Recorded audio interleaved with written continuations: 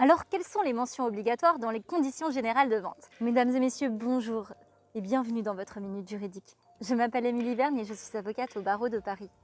J'accompagne les entrepreneurs dans la création et le développement de leurs projets afin qu'ils investissent leur temps et leur argent de manière efficiente parce que ma priorité, c'est votre succès et votre liberté. Alors aujourd'hui, nous allons voir quelles sont les mentions obligatoires dans vos conditions générales de vente.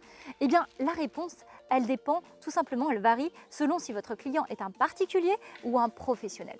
Premier point, si votre client est un particulier, vous allez distinguer s'il s'agit de vente directe ou de vente en ligne.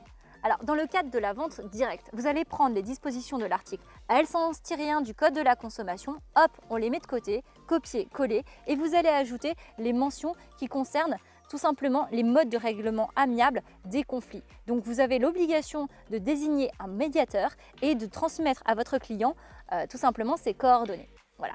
Second temps, si votre client est toujours un particulier, mais que cette fois-ci il s'agit de vente en ligne, donc de e-commerce. Cette fois-ci, vous prenez les dispositions de l'article L221-11 du Code de la consommation et vous allez ajouter les dispositions concernant la loi RGPD, c'est-à-dire celles sur les données personnelles.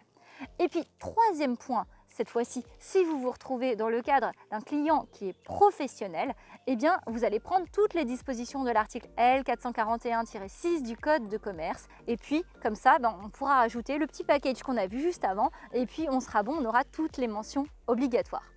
Alors maintenant, quels sont les risques au final si vous oubliez une de ces mentions obligatoires? Vous avez trois risques primordiaux. Première chose, amende administrative pouvant aller jusqu'à 75 000 €.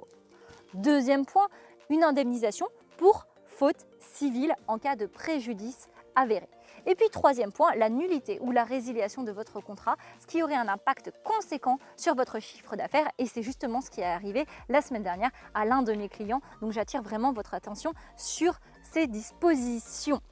J'espère que ces informations vous auront été utiles. Si c'est le cas, je vous invite à liker la vidéo, s'il vous plaît, en signe de soutien, mais également à la partager et à vous abonner à la chaîne. Je vous dis à très bientôt et je vous remercie pour votre écoute.